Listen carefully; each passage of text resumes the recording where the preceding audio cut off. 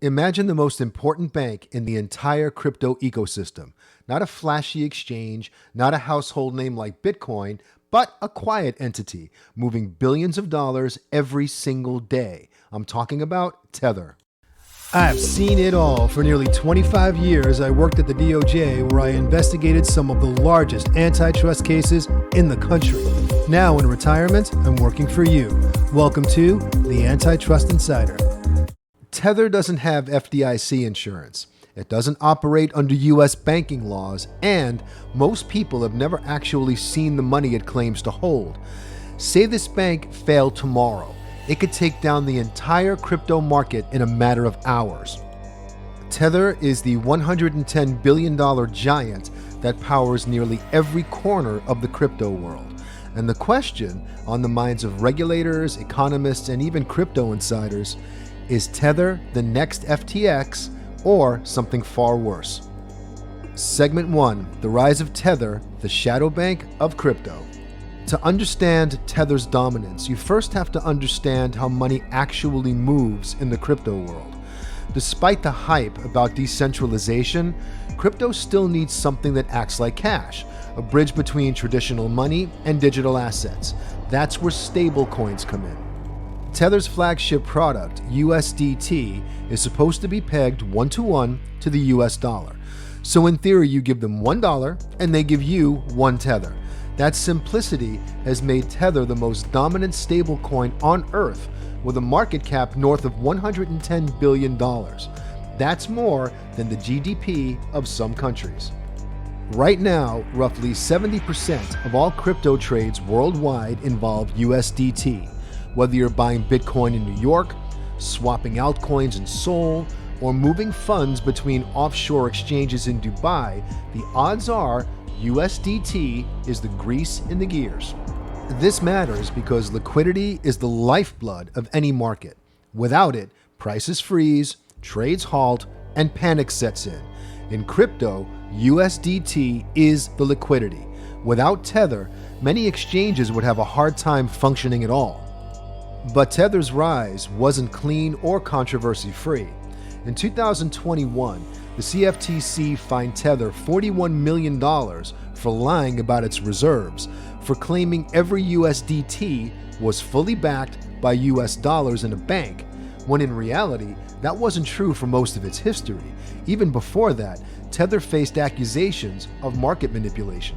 One of the hotly debated claims is from a 2018 academic study suggesting that Tether's issuance in 2017 may have artificially inflated Bitcoin's price during its first massive run to $20,000. The study claims that Tether, working closely with its sister company Bitfinex, which shares the same executives, created unbacked USDT to buy Bitcoin whenever the price dipped. That buying pressure, critics say, helped fuel the bull run. Tether, of course, denies it, but the connection to Bitfinex is more than casual. They're essentially run by the same leadership, just under different names. And for people who watched FTX and Alameda operate in an equally cozy way, that's more than a little concerning. Segment 2, the red flags, why Tether could be a ticking time bomb. So what makes Tether potentially dangerous? Let's start with the simplest question. Do we actually know what's backing all of those billions of USDT? Oh no, not really, not. Tether has never undergone a full independent audit. Instead, it releases attestations from small accounting firms that look at its reserves at a single point in time. Think of it like a photograph and not a whole movie. And some of these firms are based in jurisdictions where US regulators have no real reach. Tether claims that its reserves are rock solid, a mix of cash, US Treasury bills, and other highly liquid assets. But for years, those reserves also included commercial paper, short-term debt instruments issued by corporations, and Tether never fully disclosed which corporations those were. Critics worry that they could be risky Chinese property developers or even troubled crypto firms. And that's not paranoia, because Tether has admitted to making loans to other crypto companies. In fact, According to the New York Attorney General's office, Tether once used reserves to bail out Bitfinex after the exchange lost $850 million in client funds to a shady Panamanian payment processor.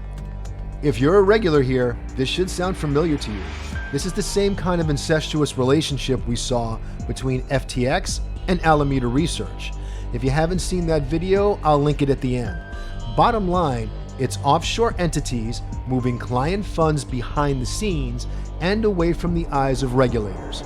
Still, U.S. authorities like the SEC are watching closely, and the DOJ reportedly has an ongoing investigation into Tether's business practices. The main problem for regulators is that Tether operates from Hong Kong and the British Virgin Islands, outside of U.S. jurisdiction. Just like FTX in the Bahamas, this allows them to avoid much of the regulatory oversight that a U.S.-based financial institution would face. In a September 2021 interview with the Business Insider, Tether CTO Paolo Ardoino acknowledged that the company held commercial paper and other assets as part of its reserves, describing their reserve portfolio as liquid and extremely safe. While Ardoino, now Tether's CEO, did not explicitly say Tether operates like a fractional reserve bank, critics still view the use of non-cash instruments as functionally akin to one, raising questions about whether all USDT is backed by immediately redeemable cash at any given moment. If confidence in USDT were to falter, that could trigger a classic bank run. Except in crypto, runs can happen in minutes, not days. Segment 3, the end game. Will Tether collapse or survive? So where does this all lead? There are only two possible futures for Tether. One is hopeful, and the other is catastrophic. In the best case scenario, Tether continues to slowly increase its transparency. It hires a reputable Big Four auditing firm, publishes real-time reserve data, and submits to regulatory frameworks that give traders confidence. Under this path, USDT could remain the backbone of the crypto economy for years to come. In the worst-case scenario, markets begin to lose confidence. A major exchange, say Binance, suddenly announces that it's reducing or halting USDT trading. Maybe a large holder tries to redeem billions at once, and Tether struggles to meet that demand. The instant the market smells blood is when redemptions will spike and prices can slip below the $1 peg. That would cause a panic. And that's the point where regulators would step in. But with Tether's global footprint and offshore banking structure, the ripple effects could be even worse. Liquidity would vanish from crypto overnight. Bitcoin and altcoins could crash harder than we've ever seen. Prominent economist Nouriel Roubini has called Tether a ticking time bomb, and yet crypto exchanges continue to defend Tether fiercely because without USDT, their order books would dry up. If Tether fails, it wouldn't just rival FTX's collapse. It would make FTX look like a minor inconvenience in the history of financial scandals. The entire crypto market could implode, and to this day, we still don't really know what's backing it. So, is Tether just fine? Could it become the next FTX or something even bigger? Let me know your thoughts in the comments below. Stay honest, stay vigilant, and come back for more Antitrust Insider.